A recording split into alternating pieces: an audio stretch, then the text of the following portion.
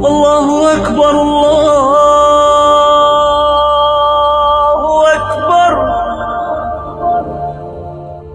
تو یہ بات یہاں سے شروع ہوئی کہ قسطوں کے کاروبار سے۔ ابھی کچھ دن پہلے تنظیم اسلامی کے کچھ لوگ آئے میرے پاس۔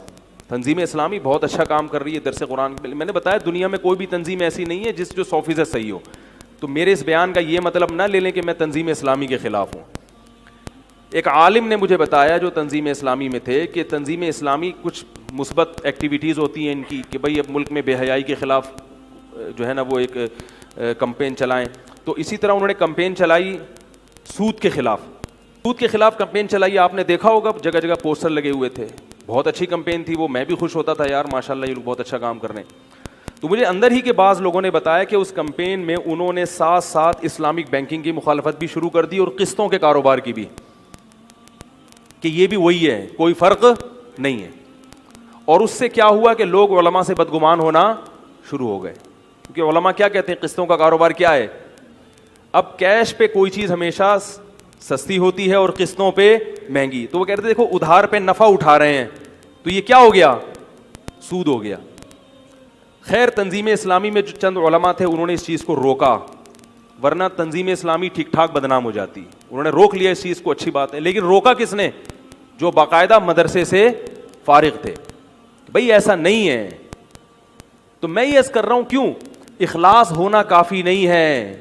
آپ اگر سود کے خلاف بھی کمپین چلا رہے ہیں تو آپ کو سود پہ باقاعدہ عبور ہونا چاہیے کہ سود کی ڈیفینیشن کیا ہے۔ عوام پتہ ہے کس پہ جاتی ہے؟ حکمتوں پہ۔ عوام کہتی ہے دیکھنے میں چونکہ ایک جیسے لگ رہے ہیں، کیونکہ سود کا مقصد جو ہے یعنی سود میں جو خرابیاں ہیں وہی قسطوں کے کاروبار میں خرابیاں پائی جا رہی ہیں، بھائی وہ بھی ادھار پہ نفع اور یہ بھی ادھار پہ نفع۔ تو یہ کام علماء کا ہے کہ وہ خرابیاں یہاں ہیں یا نہیں ہیں۔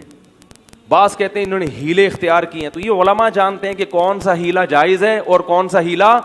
عوام کے پاس یہ حیرت کی بات ہے، کوئی ڈاکٹروں کے کام میں ٹانگ نہیں اڑاتا، حکیموں کی فیلڈ میں کوئی ٹانگ نہیں اڑاتا، انجینئر کے کام میں کوئی ٹانگ۔ اب یہ جو انجینئر یہ بنا رہے ہیں نا گرین بس کے لیے پل بن رہا ہے، کبھی دیکھا کسی فنٹر کو جا کے بول رہا ہوں میرے حساب سے یہ پلر یہاں نہیں، یہاں آنا چاہیے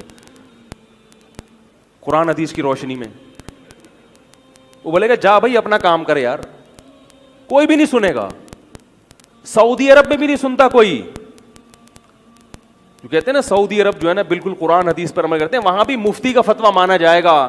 وہاں کسی شخص کو انفرادی طور پر قرآن حدیث کی روشنی میں فتویٰ دینے کی ضرورت یعنی اجازت نہیں ہے۔ وہاں بیٹھ کے کوئی کہنا میں قرآن حدیث کو مانتا ہوں اور میں کسی مفتی کے فتوے کو نہیں مانتا، حکومت فوراً اسے کیا کر دے گی؟ اریسٹ کرے گی، گرفتار کرے گی۔ تو کون ہوتا ہے یہ اتنے جو ہم نے ادارے کھولے ہوئے ہیں، یونیورسٹیاں کھولی ہوئی ہیں، یہ بیکار کھولی ہوئی ہیں؟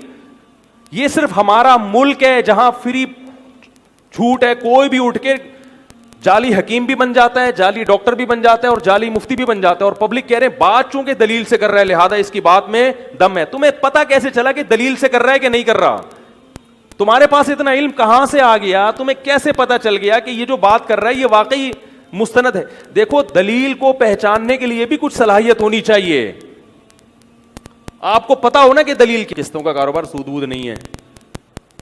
تو یہ جو کہتے ہیں نا کہ سود ہے اور اس میں یہ تو ویسے ہی ہے، اس کی اتنی بیوقوفوں والی دلیل ہے یہ، اس کو سود قرار دینا بھی، میں اس پہ جاؤں گا تو بات یہ جو قرآن میں آتا ہے نا احل اللہ البیع وحرم الربا، جب سود حرام ہوا ہے نا تو مشرکین نے یہی اعتراض کیا تھا کہ قسطوں کا کاروبار تو جائز ہے بھائی اور سود حرام ہو گیا، تو اللہ نے اس پہ آیتیں نازل کی احل اللہ البیع، بے حلال ہے کیونکہ اللہ نے حلال کیا اس کو، چاہے وہ قسطوں پہ ہو یا کیش پہ ہے تو وہ بے، جب خرید و فروخت کا ایگریمنٹ ہے تو وہ جائز ہے، اور ربا کیا ہے؟ حرام ہے۔ تو یہ تو آیت کا شان نزول ہی بتا رہا ہے کہ جو بے ہوگی وہ حلال ہوگی اور اس کے علاوہ جو سودی ایگریمنٹ ہے وہ کیا ہوگا؟ اللہ اکبر اللہ